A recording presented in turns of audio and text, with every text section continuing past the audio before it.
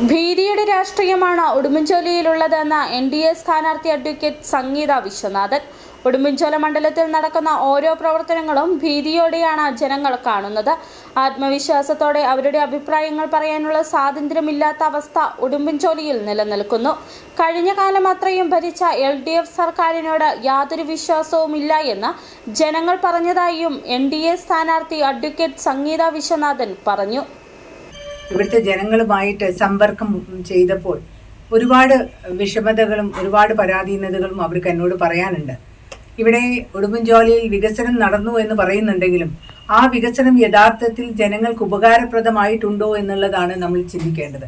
കാരണം ഇന്നത്തെ വികസനം എന്ന് പറയുന്നത് മുഴുവനും അഴിമതിയിൽ കുളിച്ച് പദ്ധതികൾ ഓരോന്ന് പ്രഖ്യാപിക്കുകയും ഫണ്ട് അലോട്ട് ചെയ്യുകയും ചെയ്യും. പക്ഷേ കെടുകാര്യസ്ഥത മൂലം അഴിമതി മൂലം അതൊന്നും നടക്കാതെ പാതി വഴിയിൽ അതൊക്കെ ഉദ്ഘാടനം ചെയ്യുന്ന ചില സംഗതികളും ഈ മണ്ഡലത്തിൽ എനിക്ക് കാണാനായിട്ട് സാധിച്ചു.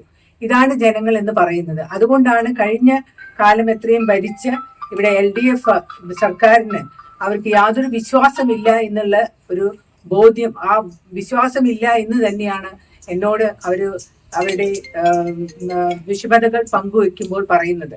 അതുകൂടാതെ തന്നെ ഇവിടെ നമുക്കറിയാം, ഇന്ന് ഈ മണ്ഡലത്തിൽ നടക്കുന്ന ഓരോ പ്രവർത്തനങ്ങളിലും ഭീതിയോടെയാണ് ജനങ്ങൾ കാണുന്നത്. കാരണം അവർക്കൊന്ന് സാധാരണക്കാരായ ജനങ്ങളാണ്. ആ സാധാരണക്കാരായ ജനങ്ങൾക്ക് അവരുടെ ജോലി, സ്വന്തം തൊഴിൽ ചെയ്യാനോ അല്ലെങ്കിൽ അവരുടെ അഭിപ്രായങ്ങൾ പറയാനോ ഉള്ള ഒരു സാഹചര്യം, ഒരു ആത്മവിശ്വാസത്തോടെ അവർക്ക് ഇറങ്ങി അവരുടെ അഭിപ്രായങ്ങൾ പറയാൻ പോലുമുള്ള സ്വാതന്ത്ര്യമില്ലാത്ത ഒരവസ്ഥ ഇന്ന് ഉടുമ്പൻചോലയിൽ ഇപ്പോഴും നിലനിൽക്കുന്നു എന്നുള്ളത് ഒരു യാഥാർത്ഥ്യമാണ്.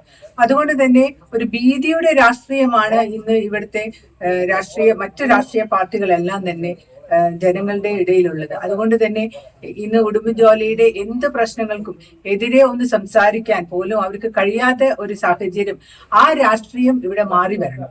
അതുകൊണ്ട് തന്നെയാണ് ഇന്നത്തെ ജനങ്ങൾ എന്ന് പറയുന്നത് ഇവിടെ മാറാത്തത് മാറുമെന്നും മാറ്റം ആവശ്യമാണെന്നും. ആ ജനങ്ങളുടെ വിശ്വാസമാണ് ഇന്ന് എൻ്റെ ആത്മവിശ്വാസം.